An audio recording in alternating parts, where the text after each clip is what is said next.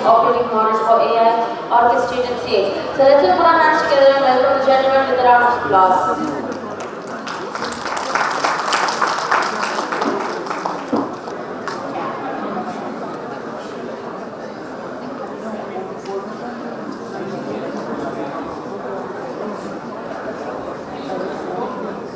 Good afternoon. Good afternoon. I hope all of you had a good lunch. Yes. Invariably, Divya lands me around this lunch time. In the post-lunch or pre-lunch. I don't know what's the deal with this. But anyways,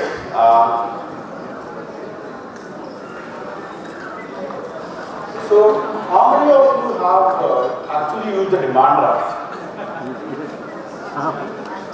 Demand draft. So banking instrument? Long back, right? Yeah, in the age of net banking, UPI, it seems a bit archaic. But at some point, that was the golden standard of payments. Okay. So, again, I'm talking 10 years, 15 years back. I haven't got into the last 15 years. But yeah, that's, it was the deal. So you want to go and, you want to apply for any examination, or you will submit your fees to your institute, it was through a demand draft. So the way it used to work is that you will go to a bank, typically a bank where you have an account. Okay. You will fill out the form, and within an hour or two, they will hand over the demand draft, which you can submit it. Typical process, something we have been using. So once what happened that I got to know about a certain application which had to be submitted on the same day. Okay. And as is with the youthful days, you rush to the bank and try to get things done. So I go to this bank, I will not name back, and I fill in the form, and I kind of expecting to get the regular turnaround time of 1 to 2 hours. To my surprise, once the person has taken everything, the check, all the documents, etc., he tells me, you will get this demand draft by the evening, which is different from what I was used to. But I was in a complete state of panic. Last day to submit the application, last day it has to be done, I have submitted, but I asked him what's going on. What's the change that happened here?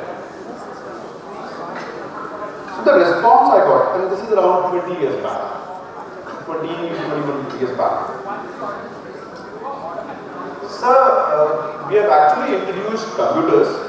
So now going forward, all the demand drafts will be done through computers, okay, and not manually. And because it will be done through computers, it will take more time. Because it will be done through a computer, it will take more time. Now, being an IT engineer, it was slightly counterintuitive to me. Right? Because you are actually taught, IT comes in, it completely automates everything, end-to-end, everything works seamlessly. And I said, what's going on? What's the idea of computerization is to make it faster. So, after digging deeper, what they told me was that the people in the bank, they were not very comfortable using the computer. They were not comfortable. So what they figured out, and that's figured out, again I am assuming within that branch itself, is that we will take all the requests, we will take all of them, and somewhere in the afternoon there is one person who is a bit more computer literate. That person will key in the inputs. Okay, and then the printouts will happen in bulk. That is what they figured out, and that is why, from a turnaround time of a couple of hours, it reached to the full day. I have been in the IT industry for close to 2 decades now, and trust me, this is the recurring theme. This is not something which happened within a specific bank with a specific clientele. No, this is a recurring theme. What I have learned is that no matter strong your technology solution is, how well thought, how well designed it is, unless you have a very strong operating model to back your technology implementation, it will fail. And that's something I have observed so many times. And these are across multi-year implementations, small automations, agentic solutions, platform solutions. It's the same recurring theme.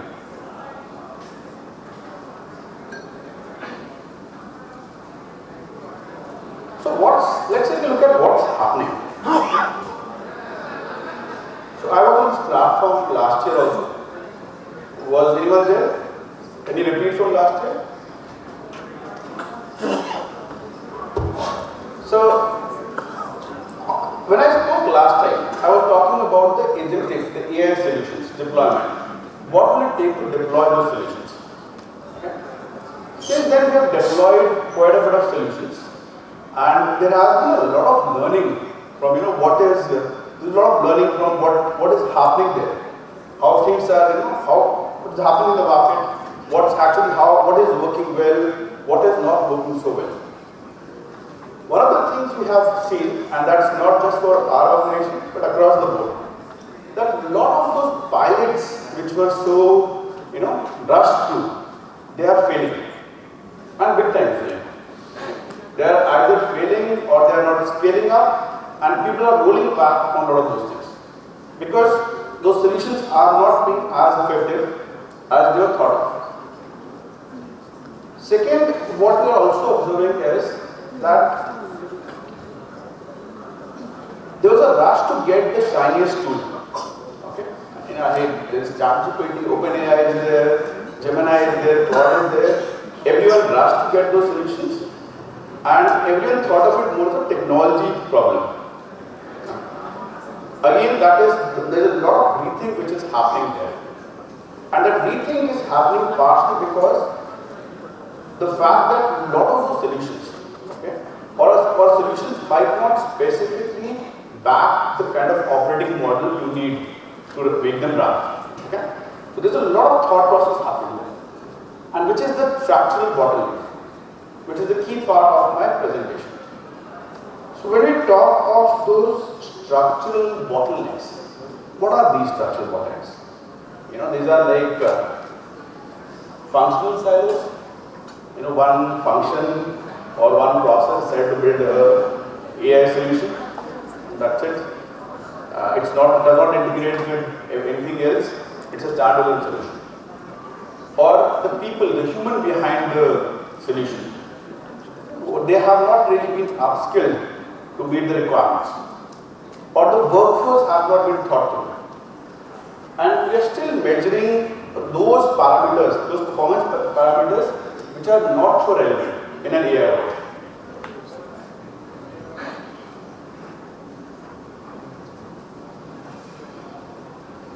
So if you think about broadly, this is where we are. This is the typical maturity model. So we're in stage 1, and most of the organizations teams are in stage 1. I have been in a lot of interactions. When you really, while they might love to believe they're in stage 2 and 3, the moment you start peeling the layers, you realize they're in stage 1.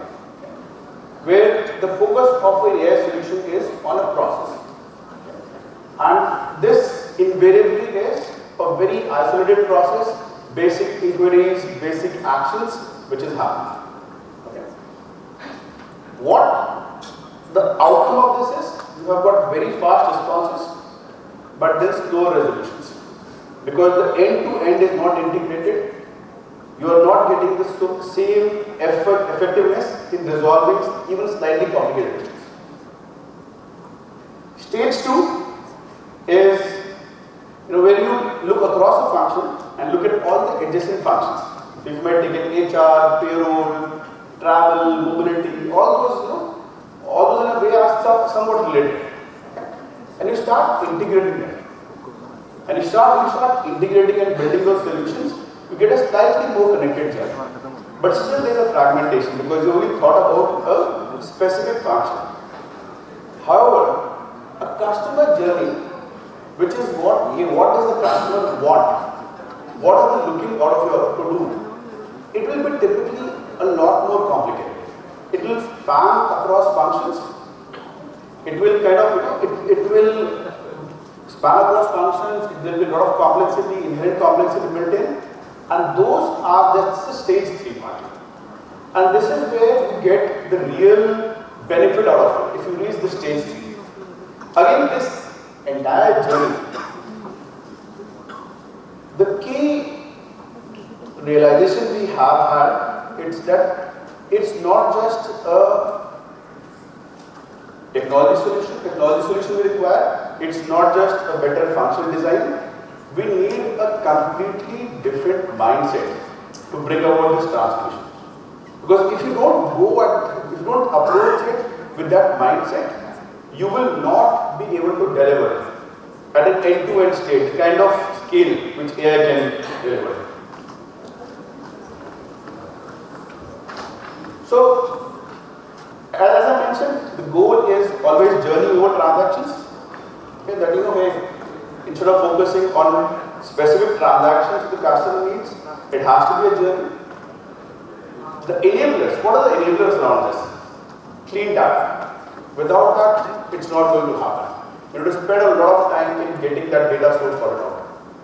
The core APIs, your system should be talking to each other. If that's not happening, you will, no matter how well you build the entire piece, it will not come together. Content, the content on which your LLM models are trained. Okay. And these are not just one-time activities. This is something you have to recurrently visit. Keep on visiting. You have to be obsessive about it. If I am getting a scenario which is not handled by my model, why is it? Can I improve my content? Can I enhance my data?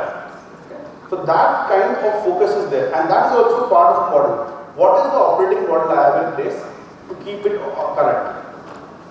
The tech infrastructure, again, I will not talk about it much, but the last part, the operating model.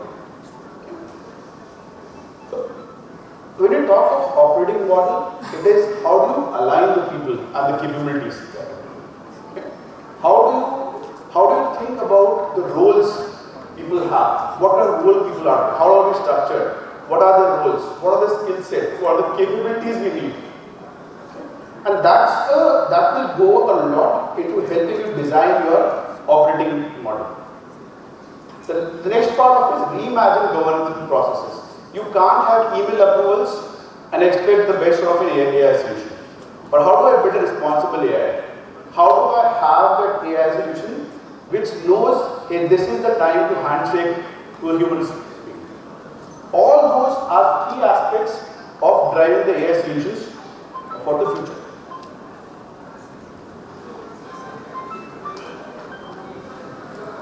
Now to make okay, so let me, so I was trying to recently, I had some issue with my television, very well known brand, and I was trying to reach the contact center because I knew I needed a remote, replacement remote. I knew exactly what I required. I just wanted to reach, put in the request and be done. So I tried logging in the portal because I had placed a request and they have all the data. For some reason it did not work. It would not let me log into that. I tried resetting the passwords, nothing doing. Okay? So I said, let me try going to the bot. Now, again remember, I know exactly what I need. I hear the client who is aware of the past history, who is aware what they need, and yet the bot insists on interrogating me for 20 questions. Have you tried this? Have you tried that? Have you done this? Have you done that? Again, I know, it's slightly frustrating. 20 questions later, it was not able to really resolve my query. It said, no, I can't figure out. And it reached a point where it said, sorry, I don't understand this.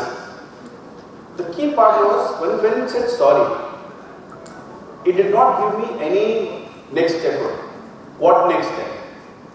Okay, if you are not able to understand, connect to the human user. Did not happen. So I was stuck there in an infinite loop with the bot. Having some technology background, I kind of figured out how get around it. And I finally got the bot to connect me to an agent. Now the agent calls me back after half an hour. Now I've already gone through this 20 questions. Okay. And when the agent connects with me, yes sir, how can I help you? So that all the context, all the conversation we had was lost. It was not available to that person who was talking to me. And just imagine the frustrations which came in. So these are, while we do talk of very enhanced AI solutions, on the ground implementations, there's always a gap right. There's a gap right now. And there's a lot which is happening.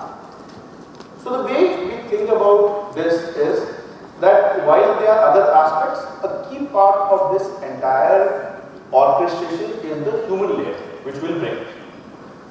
This human layer is an agile workforce,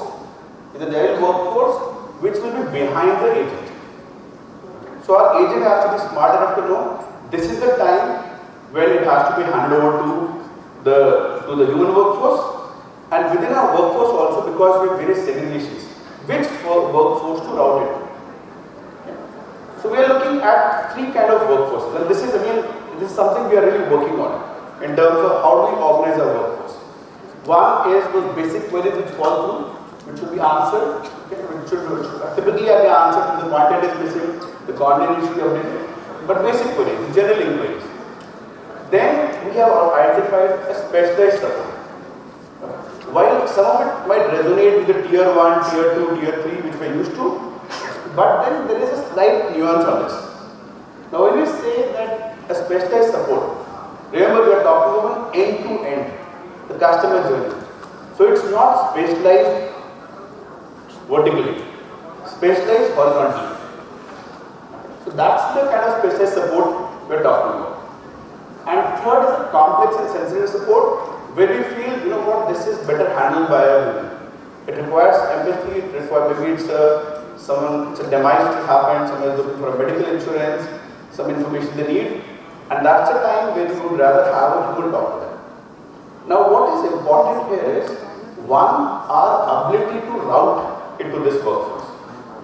Second, our ability to upskill our workforce to support this kind of model. Okay. And third, the way we also think about this is that you should be able to move this workforce around, the agile part of it. Because there will always be pockets where you will see some volumes are short up.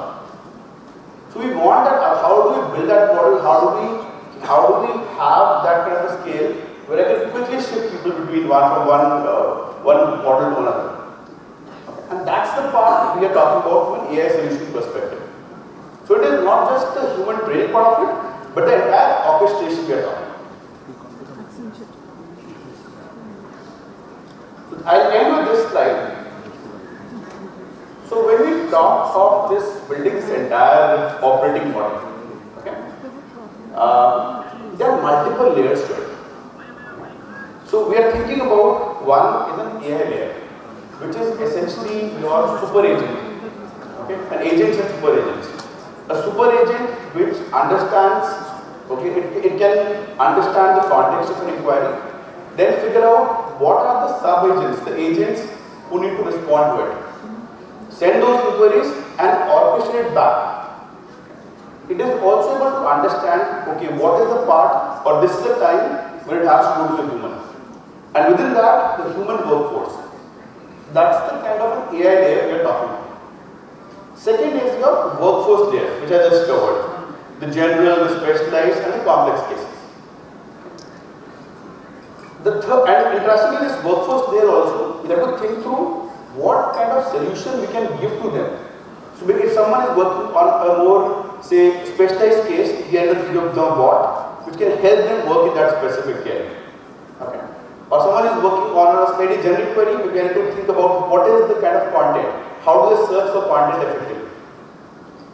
The data layer, again, because we are talking of an end-to-end customer journey and an access to real-time data, and that is important for AI solutions. I think that's a given there. One of the interesting things we are looking at is platform layer. Okay.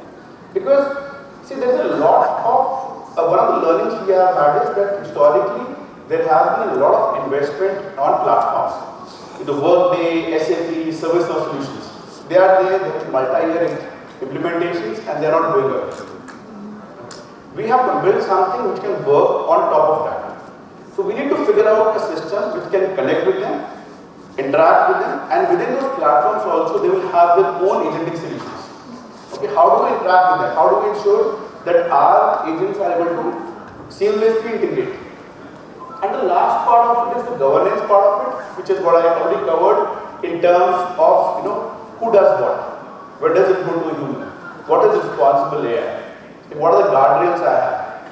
If I have reached a certain stage where it ends and it has to be kind of handed over to a human being, what is that? If there is a point where it has to be escalated, what is that? And the entire piece is interlinked. So if I have an agent workforce should be able to access data, they should be able to access multiple platforms, and they should also be in an appropriate governance layer to work with. So that's the kind of rewired operating system we are talking about. That's it. So thank you very much. Any quick questions? I have, sorry, I'm the guy who's asking the questions. So here, you have one layer, which is the general, which is the second layer, right? It's the human workforce. Yeah, human workforce. So you have the general, you have the specialized, And the you complex. have the ultra-specialized or probably the exclusive one. So the generalized, when you have identified it as generalized, why are you not putting it as a response on an AI-based response rather than having that human interface? Is it because there is a cost factor? Is it probably cheaper and better to have a human interface than building an AI response model, or what it is? Two reasons. One, see, there will be always be some content which the model is not yet trained for. Okay? And that is where I mentioned that we would rather, the moment we identify that, it's a recurring pattern. Okay? We identify what is the content and keep adding that content. That is one. Second is, you always run into situations where the bot is not, we can't quickly train the bot. Like this issue in Middle East which came up. So while we would want to have our bots up and running to support on our employees or our customers, but then the time to do it, I'll probably need at least a couple of weeks to get it up and running. So that's the kind of people say, but yes, typically it should go in the bot. Typically, barring some exceptions. Sure. Thank you so much, Mr. Thank you. Shubham Bhardwaj. Let's put our hands together for clarity. I now invite Mr. Vishal Kulshretra, Head of E-Commerce and Omnichannel, Asia Group, to do the honor by felicitating the gentleman.